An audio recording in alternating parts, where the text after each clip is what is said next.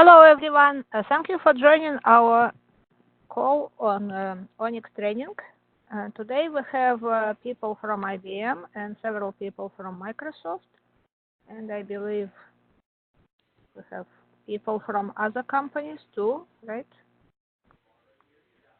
Okay, so Wei Sheng has some update, I believe. Let's listen. Go ahead, Wei Sheng.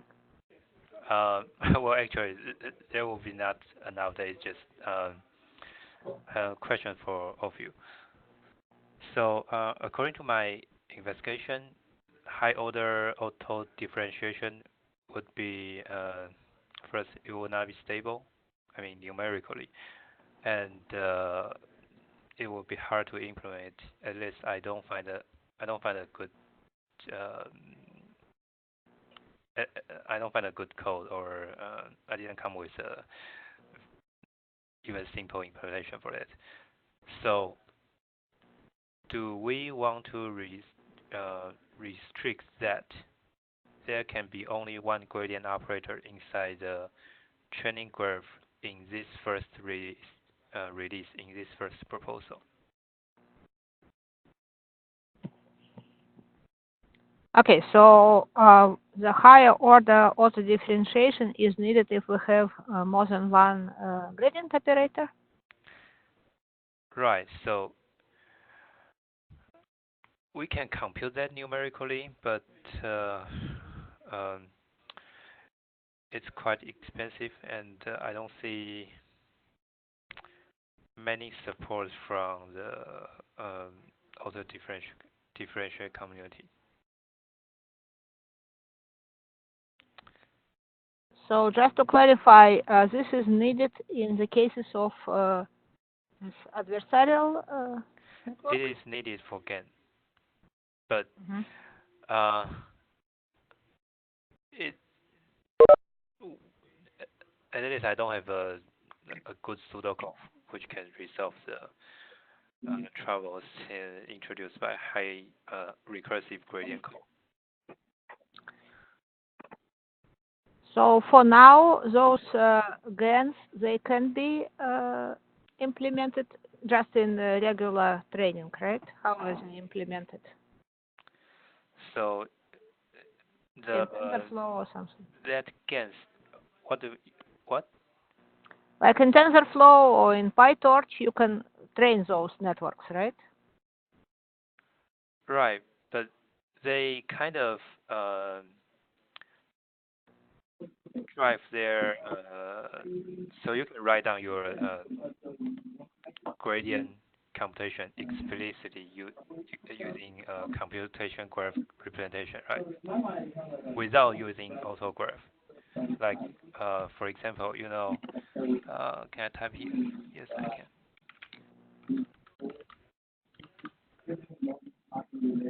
Can can anyone see what I type? No.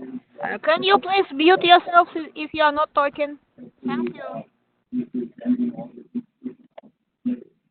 Oh, that's fine. Let me just use Git. Can you scroll down to the end of the Git channel? Yeah. So, for now, PyTorch, as a PyTorch implementation, use ask user to write down this stuff directly, so that AutoDiff can calculate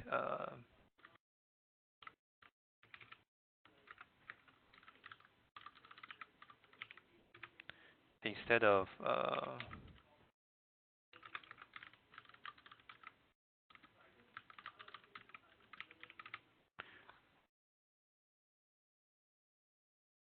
can you get my point? Maybe. Yeah, so this kind of thing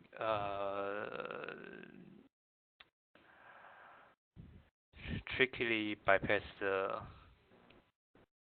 the need of two gradient operators, but it will require user to write down the gradient computation using forward paths. It cannot just use two backward paths to compute the gradient. of gradient. Okay, and can we save that information in ONNX somehow? Yes, we can save that. So I mean, we can still allow recursive gradient code to 100 fully support the GAN case without asking user to do all the graph construction. In the future, if we have a good, pseudocode or implementation. So this signature, although I say that I want to restrict that be only one single gradient operator, we can still relax the constraint in the future because the signature will be just the same.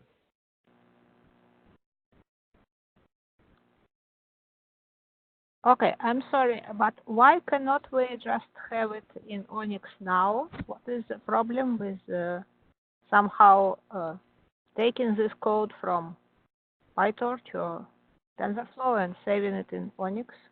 They can save them as in ONNX with gradient operator.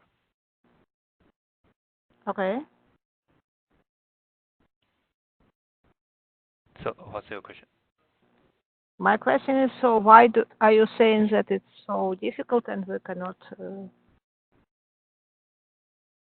we have to postpone it until later release for ONNX? No, I'm saying that we can first use gradient operator in a somehow restrictive way, but it's good enough to most cases, and even for GAN, user for simple GAN, user can compose their gradient directly without using backward.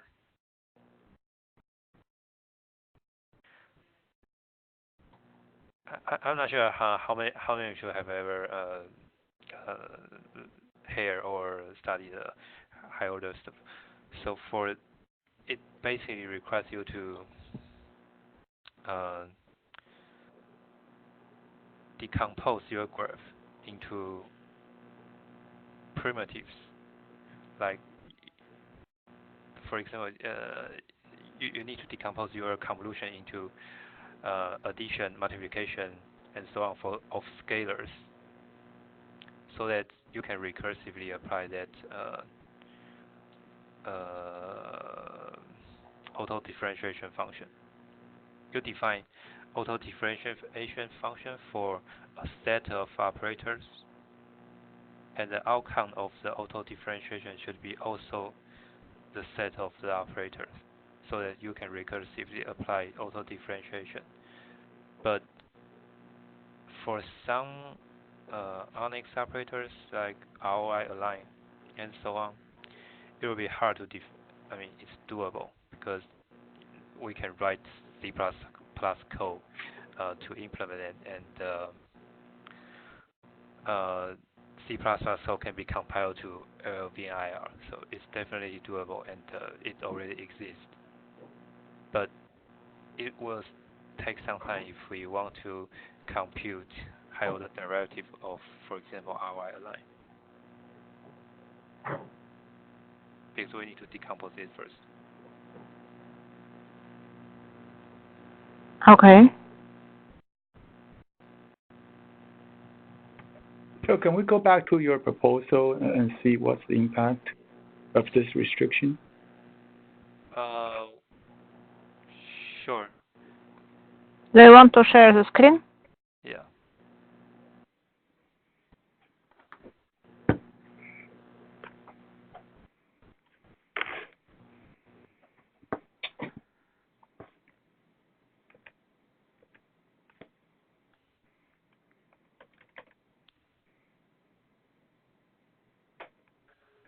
Okay, so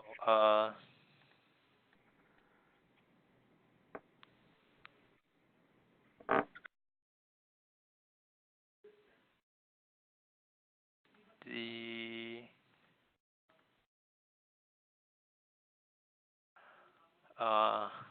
So it will be a constraint here. Wait a second.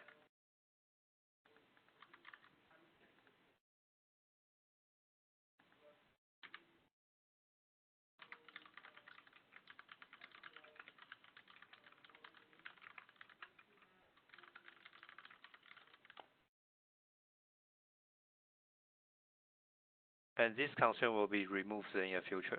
But for the first release, I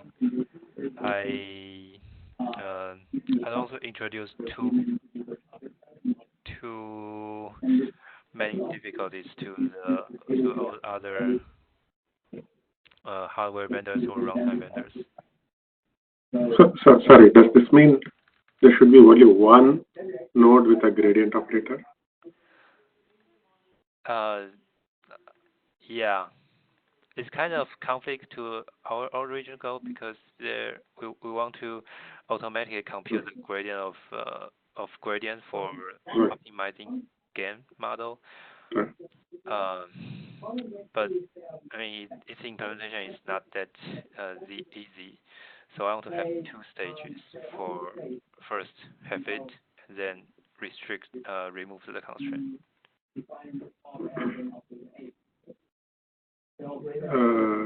Okay.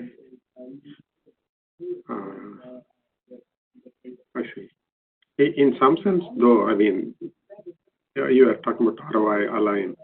It is true that you might have operators which are non-trivial to differentiate and especially hard to express back in ONNX. Yeah, to do auto differentiation, you need to express your backward using forward operators so that you can apply the auto differentiation again. Right. Okay, go ahead. Sorry. Okay, so the limitation is really that the problem is not with supporting higher order derivatives, but the fact that for some operators it's easy, for some operators it may be hard. Exactly. That's my point. So do we want to make the implementation of all the operator super hard in first release, or we just first release a simple easier version for easier implementation, and then we remove the constraint, and everyone can start with the easier case. Is there any specific GANs that can be supported even with the specific restriction? There should be a subset, right? Right.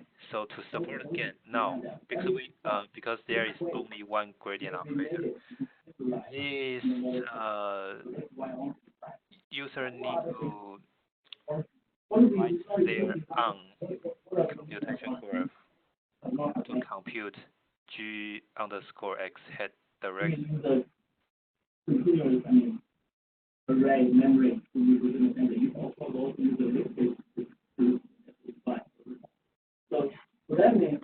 I guess I interpret that question to mean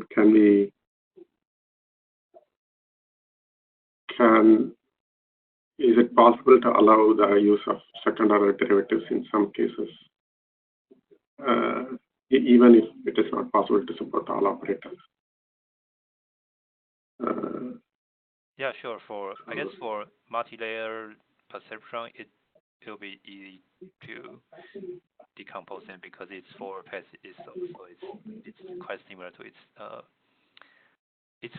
backward path is quite similar to its forward path. If it's just a multi-layer perceptron. But do we? I mean, I'm okay with having constraints on operators, but I feel it will be easy if we just put a constraint on a single gradient operator.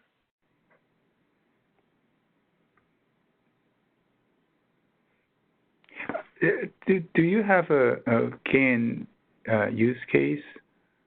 We can try that with your restriction and see how that would work or not.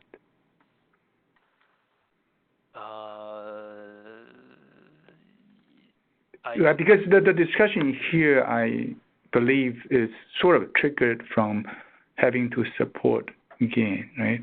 Yeah. I remember, Yeah. I mean, I still have that. Your simpler linear model using EdaGrad optimizer, I have that model. Actually, if you want, I can show you that. I can actually sort of use that in TensorFlow to do continue or transfer learning, right? So I think we are good with that. But having this constraint and use of gradients, that's related to gain. That's why I'm asking, do you have a real gain model? We want to try this out in order to prove our design is good enough, at least for some sort of gain. Is that reasonable? Or we want to push this out to later? I mean, I'm up for anything here. Right? Yeah.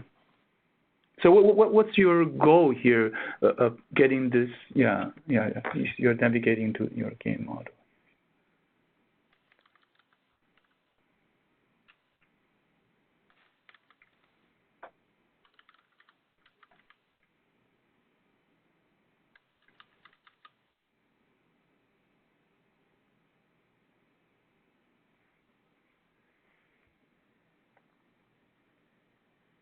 Okay, so that's how. Is it PyTorch? Yeah, I think it's PyTorch or TensorFlow. Yeah, PyTorch.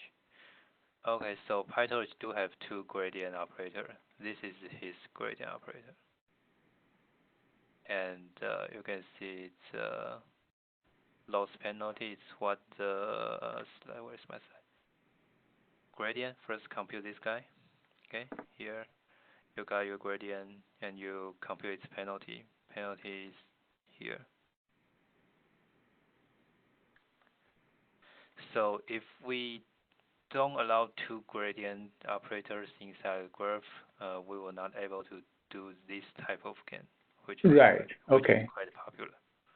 Okay. But we can do that in our next release. Okay. So it's just a constraint in text. We can easily remove the text. It will not change the signature. Right. Do you see some other gains without this? The first gain doesn't have the gradient penalty.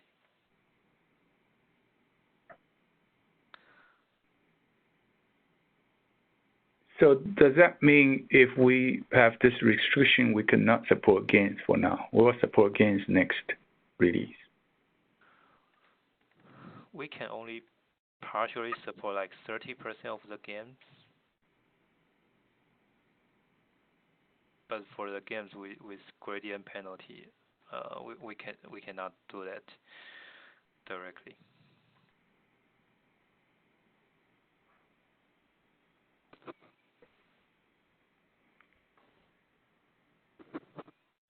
So, do we want to add a constraint to make implementation simpler, or we just do whatever popular model need, like two gradient operators?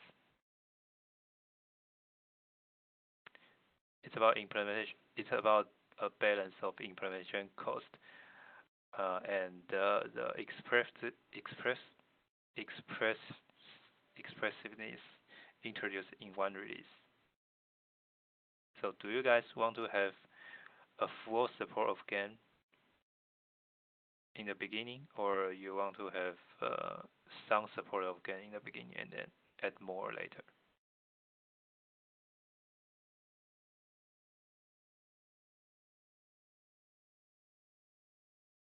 Maybe this is also related to the question about what are we presenting at the meeting, right? In August. Right. So that's a good segue to what I'd like to discuss today. Right? Do we have sort of a time frame or target time to finish our sort of phase one? Right. So if yes, and when, and then what we want to present at our next face-to-face meeting. So my addition to me, the lower bar would be using, so for under the current proposal, even with my constraint on gradient operator, we should be able to support everything we can do using the previous proposal. Then if adding the constraint also satisfy the need, I will be happy to go with my current proposal and with one extra constraint.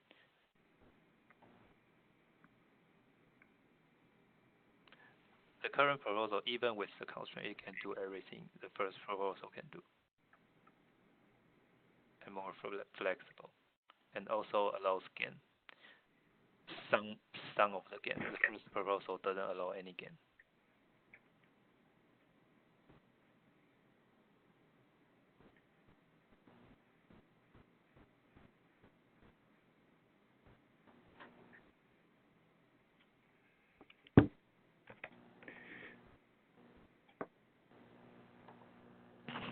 So what do we need to do in order to be ready to present at this meeting?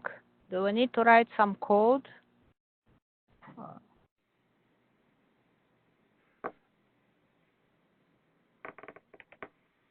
What do we need to do?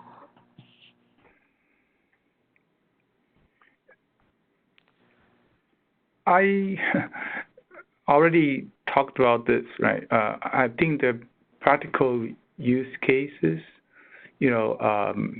we should at least present or have some prototype to go with the proposal and design. That's always the things I like to see. That's why I took this proposal and created some kind of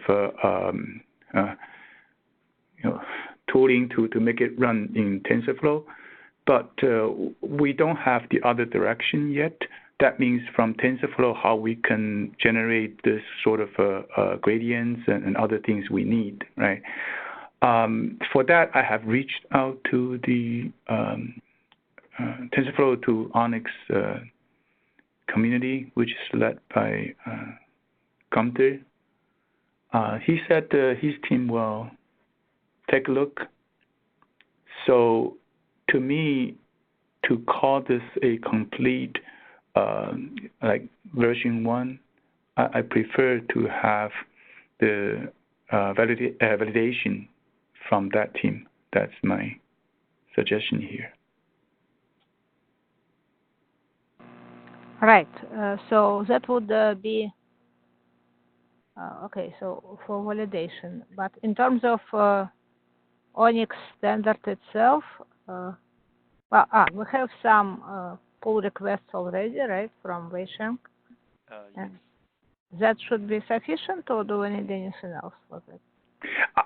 I would say so. We already have the pull request like I did. I just put it on my computer. I could generate this training info and the function and so on, and then I can make use of it. Similarly, for the other team, they should be able to take this down and try to create that training info and gradient operators and so on from their code base. That's the thing I'm hoping would happen sooner than later. Are those people planning to be in the meeting? I'll certainly ask them because they just sort of agreed to look into this. I didn't push them too much yet. And should we maybe invite them to those meetings? We'll see who will sign up. Actually, I have this converter SIG tomorrow. So I'll definitely ask them to, have a name or have someone to join us in our training meeting. Okay. Actually, I'm going to ask for additional converters, if possible, to look at this. By the way, you guys are all welcome to join our converters meeting tomorrow. It's posted in the Gitter. Thank you. Yeah. And Chin, I remember you implemented something when there was the first version of this proposal from Weithink. Did you update the code for the latest proposal?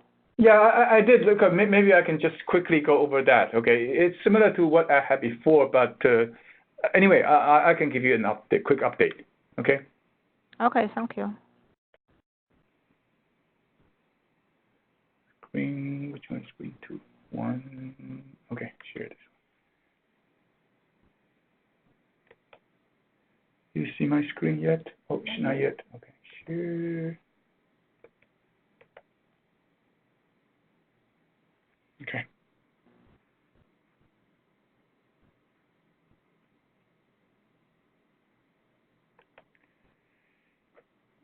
So yeah, based on the latest design and also the PR, I was doing again, from ONNX IR to TensorFlow and see what we can do.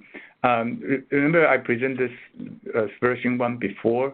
That's based on the initial design, and now I have a new table with this graph node using a function, and also with algorithm, and also the gradient operators or nodes in the training info. Okay, so to have this analysis, I wrote very simple code. I'll just run it here so you can see. Okay.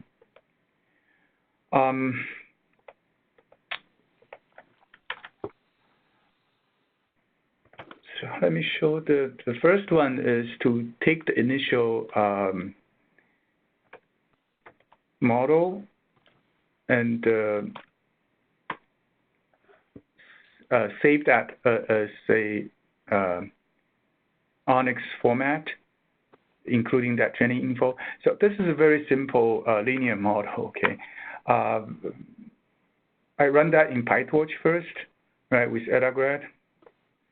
Again, I print the results here. Later on, I run the same model in TensorFlow. Okay, I print the results here. Okay, run 50 times. And then I save that as the ONNX format. Okay. So by running this Python, let me close that.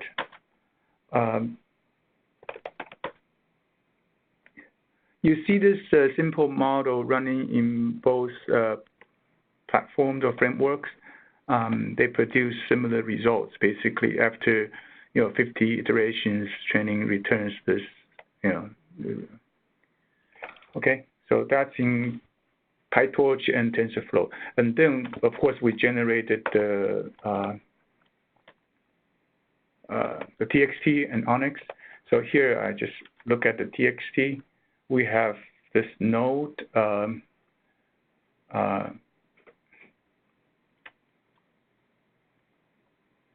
Algorithm, right, as input and output, and algorithm basically. Right. Once I have this, I go back to my TensorFlow side, and that's the TF. I have an Etagrad here. Okay.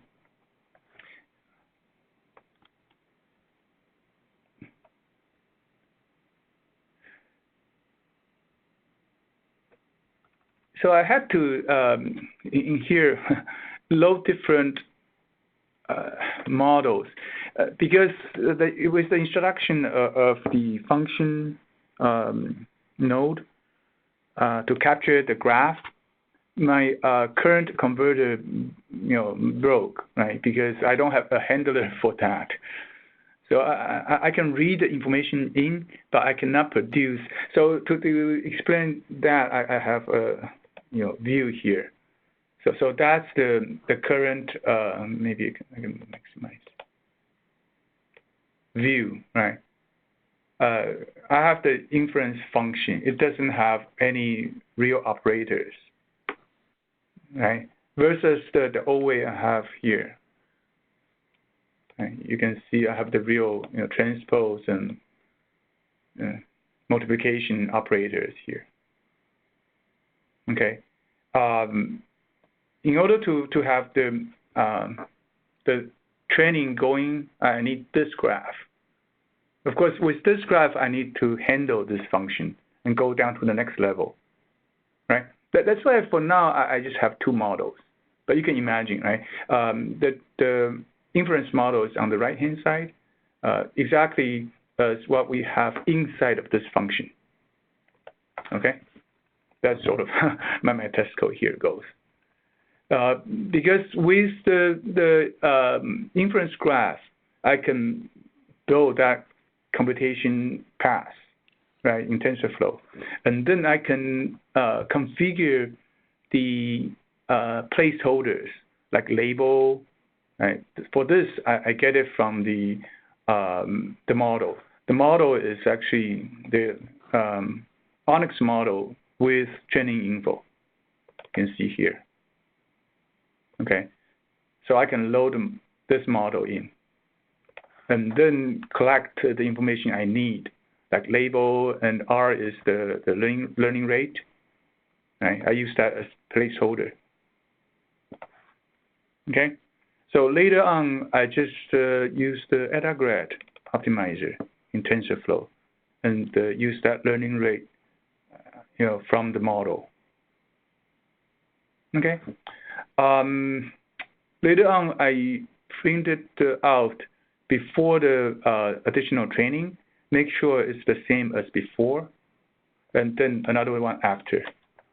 Right. So if I run this, so you will see the initial result without training, additional training. Oh, I have it. Do I have values here? Yeah, here.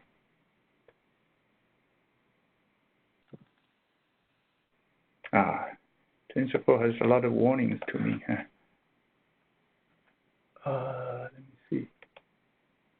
Okay, see, this is before training. So if you remember, this is similar, well, actually the same as before, 17 and all the way to 86. And I did additional training in TensorFlow, right? I get better results, right?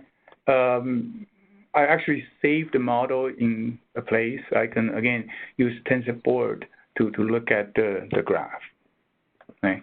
So that also proves, we can continue to use this model in TensorFlow, right? So that's sort of my very simple prototype to take this, linear model with AdaGrad from PyTorch to ONNX to TensorFlow. Okay, that's why I was sort of asking if you want to do, again, do you have a model in PyTorch? Right, maybe we can convert that to ONNX, and I can see if, we can do similar things in TensorFlow. Right, so based on my code, I have this sort of summary. Right, the first thing is right now we have a node with type like this. And certainly that's something we need to handle. Not we, but all the converters need to handle that from now on. Okay? Because this will not be in the real computational graph, but we need to go to the next level. Right? So we need to figure out a way to do that.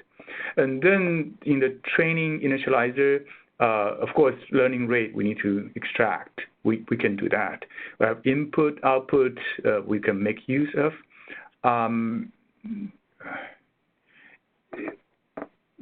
There are certain inputs, actually, I don't know what I can make use of, like T. I guess that's some kind of state we want to persist. Right, it's number of iterations. There are some learning rate schedules which are functions of number of iterations. you need that to perform an update. Okay, so for that, I probably need to go back to TensorFlow and see if there are like additional optional attributes I can set, right? So okay. TensorFlow has its own learning rate schedule. You can take a look. Yeah. There might be some optional inputs for the iteration thing. Okay, so for this particular node, of course, we need to know the loss function. We need to know the optimizer. The gradients, right now I only use the name because actually I can show you in the code. In TensorFlow, I just need to set the trainable variables. Trainable, yeah.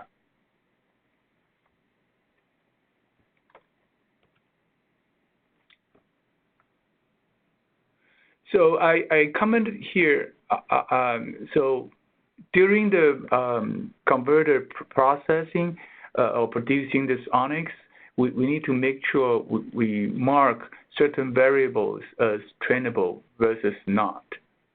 Because later on here, right, I'm using these trainable variables as gradient calculation. So this is the place I can specify which variables I want to have as part of gradient calculation in TensorFlow. Okay, so that's where I can make use of this gradient nodes. Okay. So do you mean we need to add one extra field for gradient node to denote trainable or non-trainable inputs of the gradient operator? Yeah, so right now what I'm thinking is as long as the gradient nodes, the variables I can find there in the list, I'll make them as trainable. Otherwise, it's not trainable.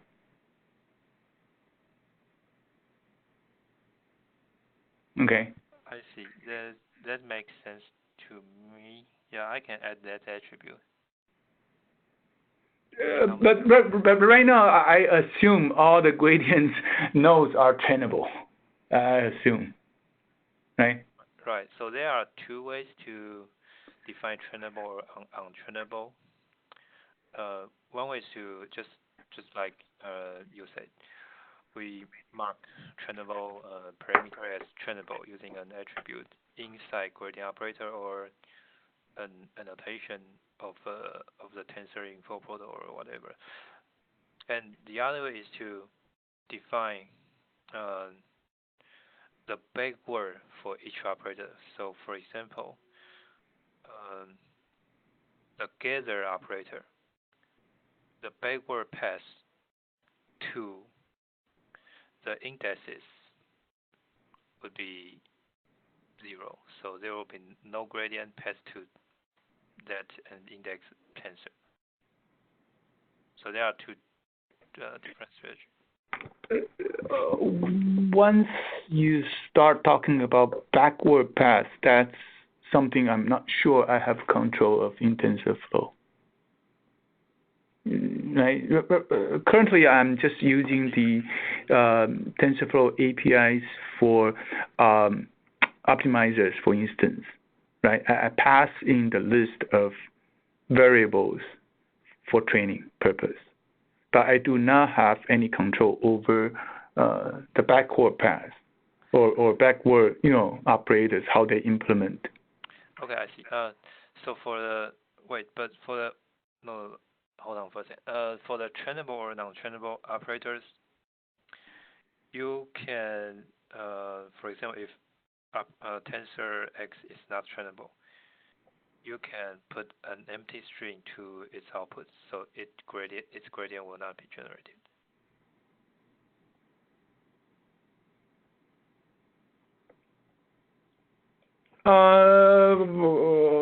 Are you talking about in the ONNX format. I'm not sure what you mean by ONNX format. Right. Okay. All gradients outputs are optional. Okay. So if that is not a trainable step, you just mark its output name as an empty string. So you're talking about outputs here? Yeah. So if x2 is not trainable, you will assign an empty string to its position. Okay, so assigning this is the other direction. That's how we produce this ONNX format. That's coming from TensorFlow. So I'm the consumer part. I can make use of this, right? If I see a gradient operator with no outputs, that means it's not trainable. Right. Okay. Or empty string. Or empty, sure. Because you can, if first parameter is trainable, but second is not, and third is trainable, you will have to put an empty string to the second position of your output list. Right. It's just like all the recurrent network units in ONNX. Okay. All right, go back to my quick short list. I still don't know actually how to make use of this binding, but anyway, because the new weight and new state. Anyway, I don't find APIs for that. So I have this also investigation needed. I already covered most of it, right? So that's the real work. Once we introduce this training first proposal, if we merge that PR, then from the converter side, right, we need to handle this pseudo node, and then we need to determine to create constants in inference graph versus variables in training graph, right? That will probably apply to all converters. Also, I believe we might have additional operators in the training graph to go with the gradients. Is that correct? Addition operators? What do you mean? You mean gradient operator or ADA grade or? Okay, like I said, add or subtract, or no. The question is, right, in that list of nodes, can we have other operators than the gradient operator? You mean in your training function portal? Yes. Sure, it can have other operators. Exactly. So that's the place anyway, we don't know exactly what to do yet. Because right now, like I said, right, we use the minimize by default in TensorFlow optimizer. Right? I can specify which gradients or variables, right, to be trainable, but I don't know how I can inject additional operators. You understand my point, right? Yes. So if you are using TensorFlow minimize API, you will not able to control how your gradient gets computed or how your gradient gets assigned. But TensorFlow do offers lower APIs for computing gradient.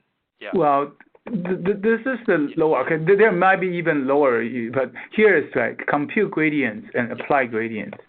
Yes, that's what I say. So you can see after compute gradients, you can, for example, clip your gradient into a certain range and then apply it.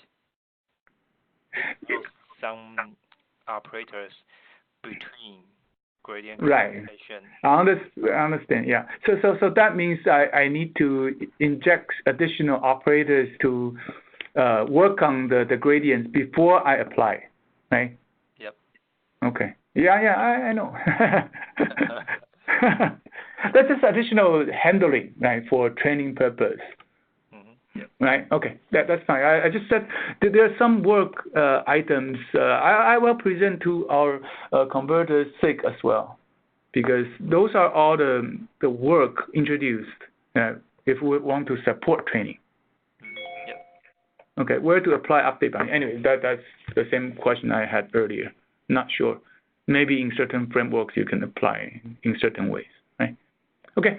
So that's sort of my current conclusion. Right? This is a reasonable design. We have some work to be done in order to really support it, right? And hopefully the other direction, like I said earlier here, right? This can be evaluated, right? Then we feel much more comfortable going forward with this proposal. Okay. Any comments on this or additional work that you want us to conduct? Maybe we can go back to this next month workshop, what we want to present. That is our goal of maybe is to present this proposal with some sort of evidence that it should be, working with other components in the ecosystem, such as converters. Is that our goal? Would that be a reasonable one?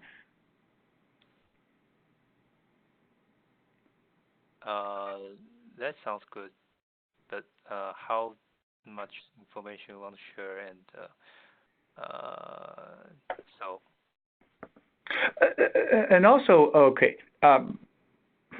I believe this training working group is sort of to kick this training effort off, and maybe we can close it at some point. At least we have some good traction. So do we have any, again, timetable for that? Again, can we say the next workshop we shoot for getting more solid implementation, shoot for getting the PRs merged by the next workshop? Of course, that's still like 3-4 months out, but do we have any idea, or we can always leave everything open? Maybe we could have some PRs merged right after this workshop, the upcoming workshop in August, or are we not ready for that?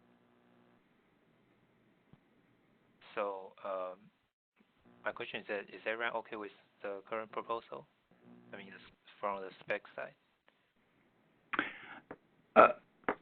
Like I said earlier, I don't want to hold anything up here, but I'm hopeful that somebody can look at this and say, yes, I can produce the training info from my framework. Okay? Again, I don't know how long that's going to take. We'll figure out tomorrow, hopefully, and maybe next meeting I'll have them join our this call. Then we'll get much more direct answer on this. Would that be okay?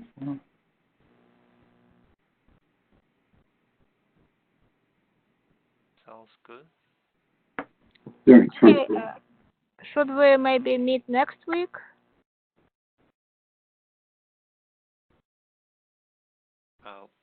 That might depend on when the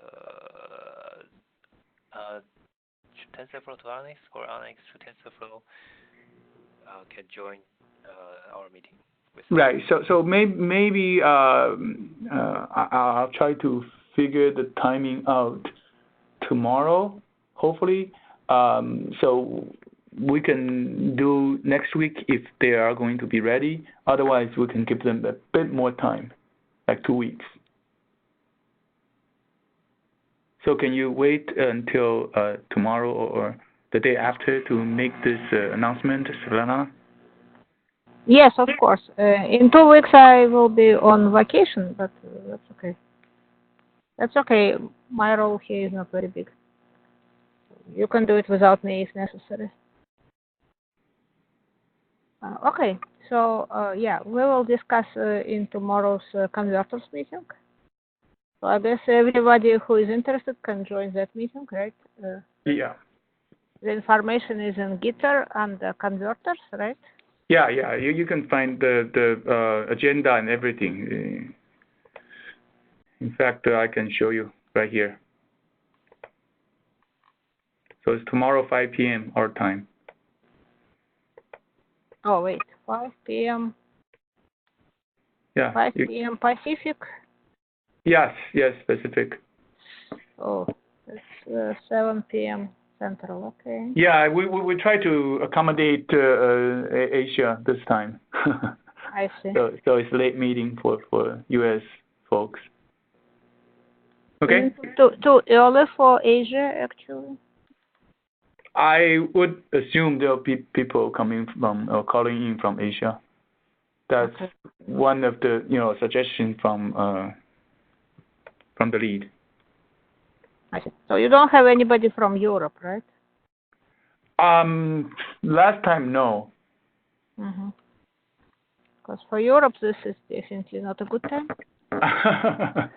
Yeah, so I have the meeting, alternate between, morning and evening our time. So I see. yeah, anyway, yeah. So this is the agenda for tomorrow, including the discussion on how to support training. Okay. Okay. All right, that's it from me today. Okay, thank you, Chin. Sure. Anybody else has any comments, suggestions?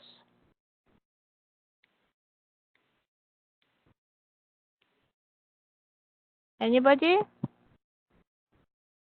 No. Nothing? Okay, so tomorrow we'll decide, or the day after tomorrow, we'll decide when the next meeting is, either in a week or in 2 weeks.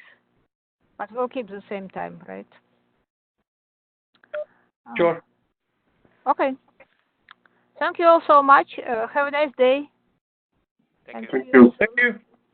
Bye-bye. Bye-bye.